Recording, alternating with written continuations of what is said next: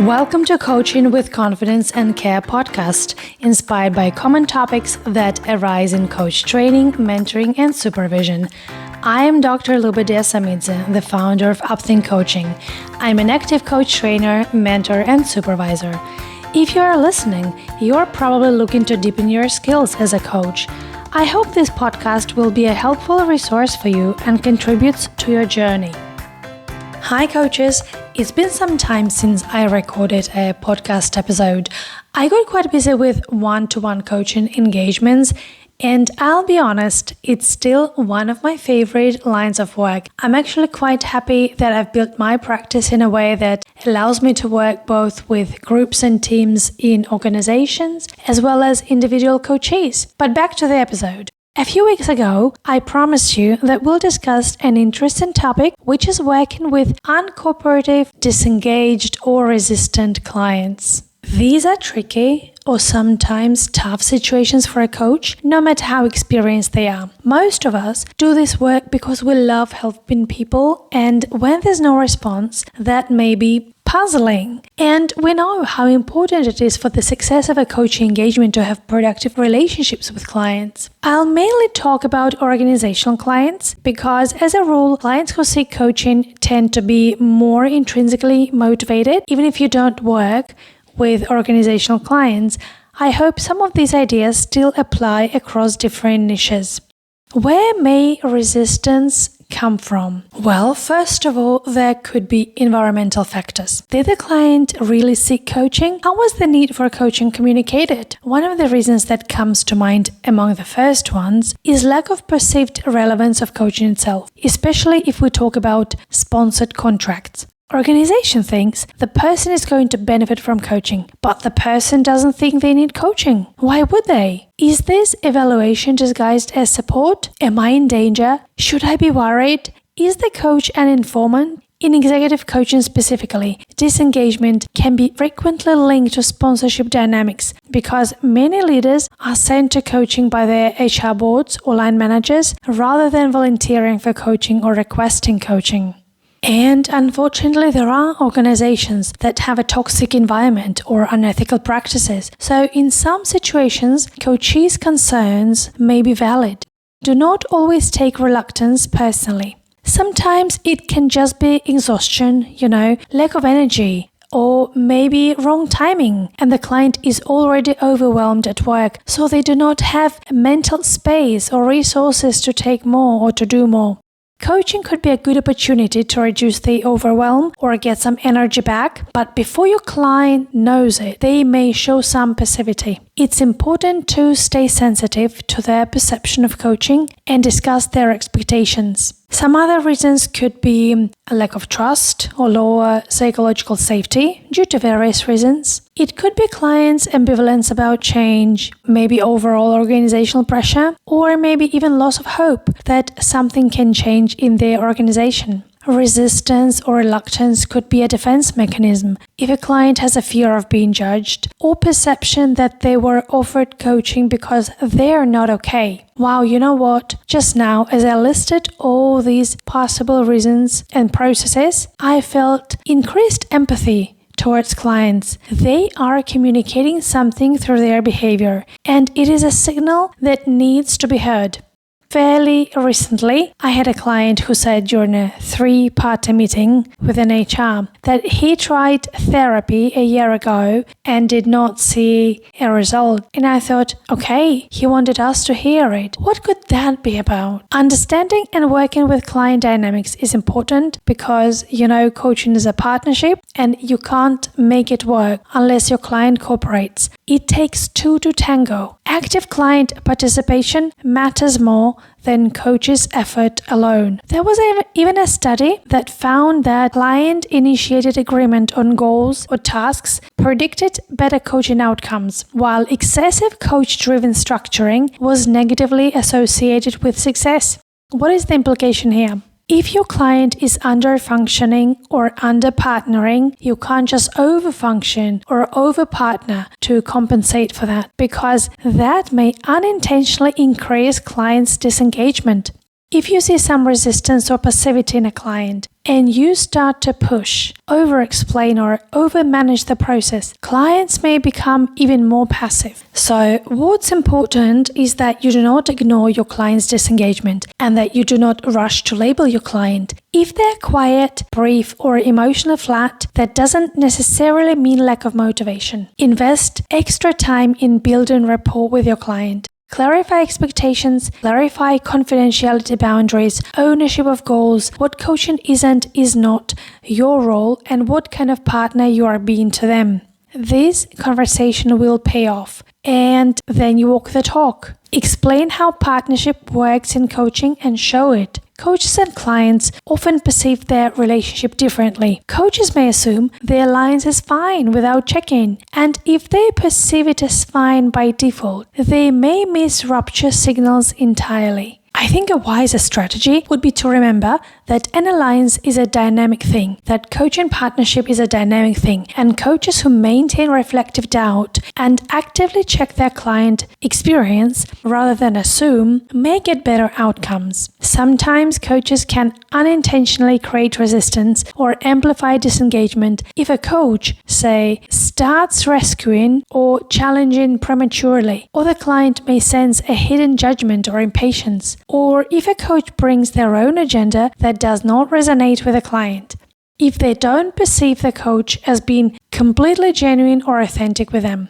A few things that I would encourage you to pay attention to during sponsor conversations or three-party conversations is checking whether the coaching goals are internally owned rather than externally imposed. See if the sponsor has rigid expectations in terms of coaching goals. You may need to educate the sponsor that external goals may get less buy-in from the client and the results may be below the sponsor's expectations.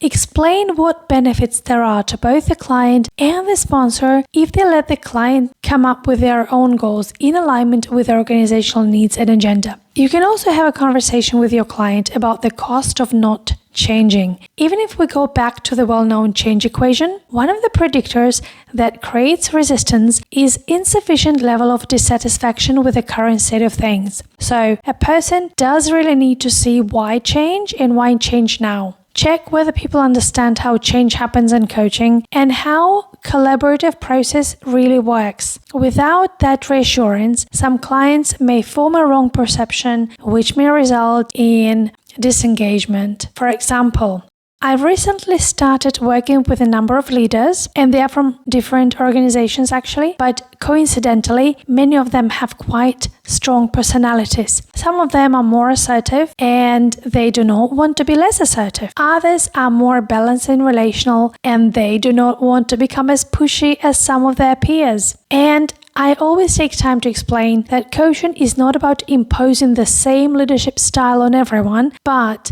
rather a highly customized intervention. It's about helping a person develop their own pace and their own strategy for balancing out some of their default patterns. It's not a formula, but a highly personalized approach grounded in their values, beliefs, and what they want to achieve.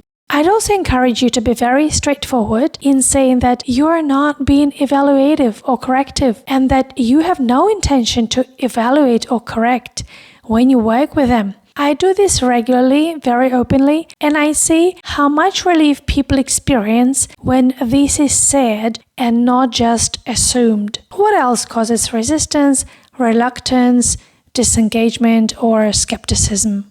Leaders do not like to waste time. The workplace is extremely busy these days, and people are reluctant to spend time on anything that does not have clear practical relevance. I encourage you to contract well and co-create coaching goals that are meaningful and relevant to the individual, because when coaching becomes too abstract and disconnected from practical relevance, it can lead to disappointment or disengagement. Another tip I have here is when you start coaching a new client, definitely make sure that you are not moving faster than your client's emotional processing capacity or rational processing capacity, and that you always check in to ensure psychological safety. See if your client has any prior experiences with coaching or therapy, especially if those experiences were disappointing. Find out what created that disappointment, what creates a successful or unsuccessful relationship or engagement in your client's eyes.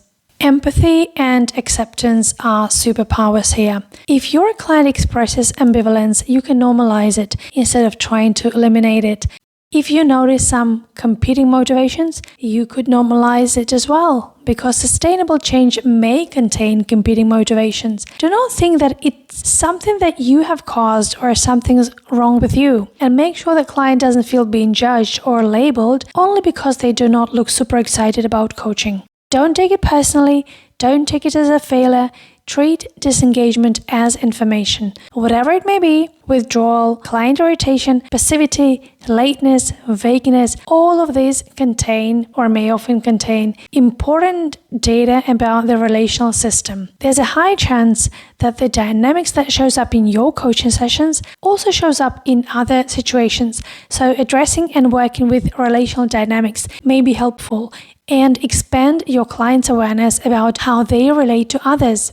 One of our main tools is curiosity, of course. Clarify what feels useful or not useful, what feels frustrating, irrelevant, or maybe even unsafe. What could you both be assuming? What could make the process genuinely valuable? Invite your client to reflect on the process itself. You can do this with comments like, I notice we keep moving away from the topic, or something changes in the call when we get closer to this topic, or how is this conversation landing for you right now? In your own supervision, you might want to explore transference or counter-transference dynamics. For example, clients may experience you as their authority, evaluator, rescuer, parent, competitor, or idealized expert who should know all the answers for them. Coaches, in their turn, may react to such clients with rescuing agenda, frustration or urgency, withdrawal, over-functioning or performance, or maybe even some satisfaction that now they have a great opportunity to bring more value. Last but not least, I'd like to share some thoughts on escalation. Sometimes you might be wondering, should I report to the organization that my client is not being cooperative? Because at the end of the day, the client may give negative feedback about coaching, or organization may not see outcomes. Will that affect my reputation as a coach if I don't produce results? I think it's important to address disengagement that you are unable to turn around, as well as a client's resistance or lack of collaboration after you've genuinely tried to work with it. If you have attempted to repair the dynamics and the client remains unresponsive or appears disengaged from the coaching process, naming this without blame may create an opportunity to explore what additional support the person might need. I personally had a situation a few years ago when a person said they did not feel like opening up with a coach just because they didn't think there's a point in sharing with an external person, as our partnership was temporary. The thing that surprised me most, though, was that we had already had some sessions together, and I wish they had mentioned it earlier, because there was no pressure to engage in sessions unless the coachees wanted to. That experience was a huge learning. I guess I assumed at that time that as we contracted and as we were very transparent with the sponsor and the client and the HR, and everyone said yes to coaching and the person showed up for sessions, it meant they wanted to be there, but it turns out we did not create a buy-in. Well, that's human relationship. You can't read other people's mind, so keep aligning with your clients. It takes some vulnerability to say something like, I'm feeling something in the process may not be working for you. What are your thoughts on this? Or maybe you can even invite the critique of coaching itself and ask something like, what feels unhelpful or off track? Revisit original goals. Maybe the goals stopped feeling meaningful, but nobody addressed that. You can also explore the relational process itself with questions like, what happens for you when I ask these kind of questions? Or how are you experiencing me right now? How do you experience our conversation? I believe that ruptures in the coaching relationship may become worse when coaches avoid naming them. On the contrary, when coaches acknowledge the rupture and work through that micro rupture together with a client, it often helps restore productive collaboration. Definitely maintain role clarity and continue clarifying the coaching scope, confidentiality limits, and organizational reporting boundaries. And when appropriate, refer the client to another specialist. I'd be happy to hear your experience and ideas on this. If you have anything to share, do send me a message or post the podcast on social media with your own comments.